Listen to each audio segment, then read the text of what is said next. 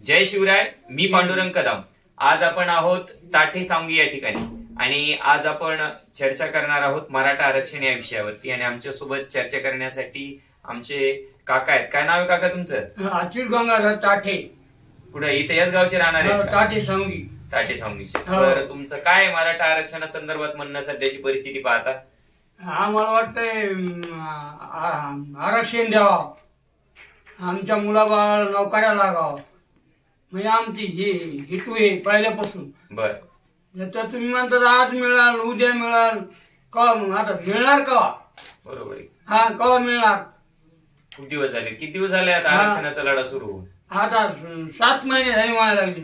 7 महिन्यापासून मराठा आरक्षणाचा लढा सुरू आहे. सरकार पुढे पुढे पुढे नेत आज 7 महिने उलटली आहेत तरी सुद्धा मराठा आरक्षणाचा लढा या ठिकाणी थांबायला तयार नाही. तर त्याबद्दल बाबा तुमचं काय म्हणणं आहे? काय म्हणतो, आज म्हैस येईल उद्या म्हैस येईल, महिना झाला तरी म्हैस येईल ना. मग याचं करायचं कसं?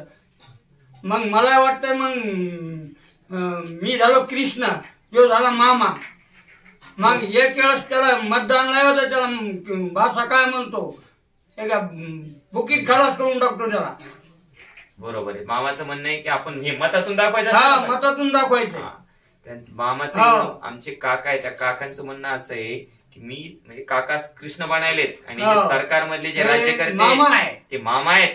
तर तुम्हाला चितपट करण्याचं काम आम्ही कशाच्या माध्यमातून करणार आहे? आम्ही मतदानातून करणार. नाही तर पुन्हा आमच्या लगेच फाडायला लगेच तयारच. आमचे आपल्या ताठे सांगवीत ना ताठे सांगवीचे काका म्हणले की सरकारला हाणणार. तसं हाणणार नाही रे बाबा. मतातून आमचे या ठिकाणी रोष व्यक्त करणार. आता काका पुन्हा एक दुसरी महत्वाची गोष्ट आहे. आता गावागावातून आपण लोकसभेसाठीचे उमेदवार उभे करतोय. मग आपल्या गावातून कोणाला द्यायचे तिकीट? आपल्या मराठा समाजातून आपली पसंतीवर आहे. आपण माणसं उभे करायचे की नाही गावातून? करायचे. वा मला तर वाटतं ताठे सांगीतून तुमचं नाव फायनल करायचे म्हणजे करायचे. ताठे सांगीतून राहतात का तुम्ही उभं? राहू ना. चला, काकांनी सुद्धा या ठिकाणी लोकसभेची इच्छा दर्शवलेली आहे. प्रत्येक गावातून 2 उमेदवार, मोठं गाव असेल तर 4 उमेदवार, या पद्धतीची या ठिकाणी भूमिका या महाराष्ट्रामधील प्रत्येक गावागावामध्ये घेतलेली आहे. काका रोज शेतामध्ये जातात का नाहीत? काका जातो. रोज शेतामध्ये जाणारे काका आहेत. कुठं मोठ्या शहरामध्ये जात नाहीत, काय नाहीत, परंतु त्यांनी मराठा आरक्षणाविषयीची भूमिका या ठिकाणी काय आम्हाला वाटतं आमच्या लेकरा बाळाला लवकर नोकऱ्याला बा शिकू रे, हे झाले हैराण झाले, ते काहीच नाही, उपयोगच नाही त्याचा. मग कशा कोणाच्या माघाराचं म्हण? म्हणजे आता तुम्ही कोणत्याच राजकीय पक्षाच्या मागे? नाही, कोणाच नाही. कशामुळं?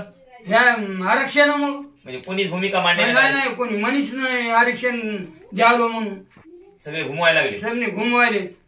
त्याच्यामुळे काकाचं म्हणणं आहे कोणत्याच राजकीय पक्षाच्या पाठीमागे उभं राहायचं नाही. कारण की पाहिलं असेल मराठा आरक्षणासाठी ठामपणे भूमिका घेणारा एकही राजकीय पक्ष या महाराष्ट्रामध्ये नव्हता.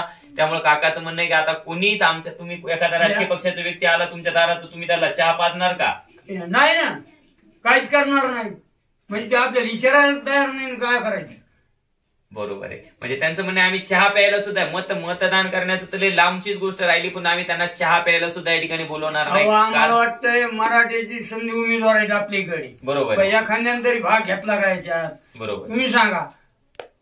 चला बाबा, एखाद्या सांगीला तोंड देऊ का, एखाद्या रायपूरला देऊ का, एका चिकांडाला देऊ, असे संध्या तालुका शिरूमध्ये एखाद्याने दिलंय का तोंडाला? बाबा आपला तालुका असा आहे का, आपला तालुका तसा आहे का, आरक्षण भेटलंय का नाही भेटलंय का, विचारायचं सारे का? बरोबर आहे. काकाचं म्हणणं स्पष्ट आहे की कोणत्याही राजकीय पक्षाने या ठिकाणी स्पष्टपणे भूमिका मराठा आरक्षणाच्या संदर्भामध्ये घेतलेली नाही. त्यामुळे कोणत्याही राजकीय पक्षाला आमच्या दारामध्ये येऊन मतदान मागण्याचा अधिकार आमच्या घरापुरता तरी या ठिकाणी मर्यादित नाही.